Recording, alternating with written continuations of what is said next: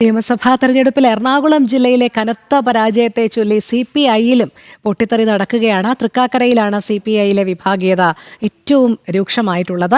അനധികൃത ഭൂമി ഇടപാടുകൾ അടക്കം ഉയർത്തിയാണ് ചേരി തിരിഞ്ഞ് പോരടിക്കുന്ന നേതാക്കളെ നമുക്ക് അവിടെ കാണാൻ കഴിയുന്നത്. CPI Thrikkakara east local secretary PV പുരുഷനെതിരെ നടപടിക്കൊരുങ്ങുകയാണ് മണ്ഡലം കമ്മിറ്റി. മിഥുൻ അയ്യപ്പൻ ചേരുന്നുണ്ട്.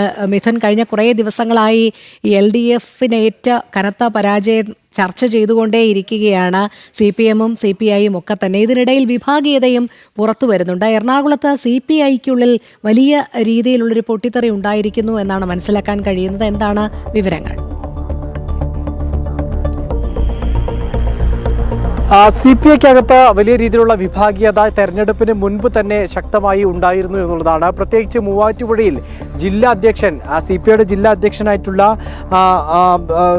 N. അരുൺ വലിയ കനത്ത പരാജയമാണ് നേരിടേണ്ടി വന്നത്. ഏതാണ്ട് 40,000-ലധികം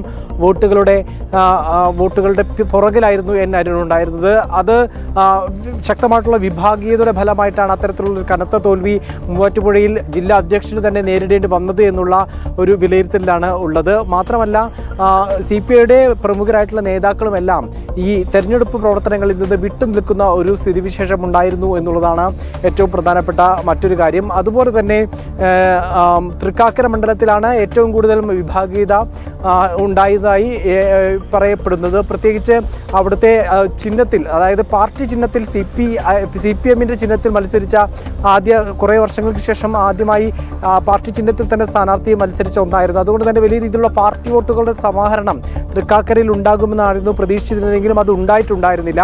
LDF വോട്ടുകൾ കൃത്യമായി ലഭിച്ചിരുന്നില്ല എന്നുള്ളത് തന്നെയാണ് ഇപ്പോൾ വിലയിരുത്തുന്ന ഒന്ന്. പുഷ്പദാസ് ആയിരുന്നു സ്ഥാനാർത്ഥി. പുഷ്പദാസിന് അത്തരത്തിലുള്ള തിരിച്ചടികൾ നേരിടേണ്ടി വന്നത് ഇത്തരത്തിലുള്ള വിഭാഗീയതയുടെ പ്രശ്നം കൊണ്ടാണെന്ന് വ്യക്തമായിരിക്കുകയാണ് ഇപ്പോൾ ഈ തെരഞ്ഞെടുപ്പിന് ശേഷം. അവിടുത്തെ ഏരിയ സെക്രട്ടറി ആയിട്ടുള്ള പുരുഷൻ എന്ന് പറയുന്ന ആ ഏരിയ സെക്രട്ടറി പൂർണ്ണമായും തെരഞ്ഞെടുപ്പ് പ്രവർത്തനങ്ങളിൽ നിന്ന് വിട്ടുനിൽക്കുകയാണ് ഉണ്ടായത് എന്നാണ് മനസ്സിലാക്കാൻ സാധിക്കുന്നത്. ഇതിൻ്റെ അടിസ്ഥാനത്തിൽ ഈ ലോക്കൽ സെക്രട്ടറി ആയിട്ടുള്ള PV പുരുഷനോട് വിശദീകരണം ചോദിച്ചിരിക്കുകയാണ് പാർട്ടി. ഒരു കടുത്ത അച്ചടക്ക നടപടി PV പുരുഷനെതിരെ ഉണ്ടാകുമെന്നുള്ളതാണ് ഇപ്പോൾ മനസ്സിലാക്കാൻ സാധിക്കുന്നത്. അത്തരത്തിൽ വലിയ രീതിയിൽ വിഭാഗീയത എറണാകുളം ജില്ലയിൽ ഒന്നാകെ ഉണ്ടായിരുന്നു. CPI അതിൽ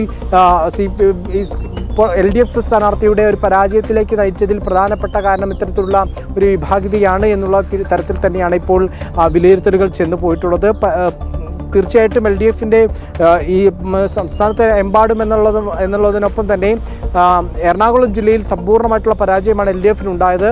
അതിൽ തന്നെ ഈ പരാജയത്തിലേക്ക് ഈ ഉൾപാർട്ടി പ്രശ്നങ്ങളും അതുപോലെ തന്നെ ഇത്തരത്തിലുള്ള വിഭാഗീയതയും വലിയ രീതിയിലുള്ള ആക്കം കൂട്ടിയെന്നുള്ള വിലയിരുത്തൽ തന്നെയാണ് ഇപ്പോൾ CPI എത്തിച്ചേർന്നിരിക്കുന്നത്.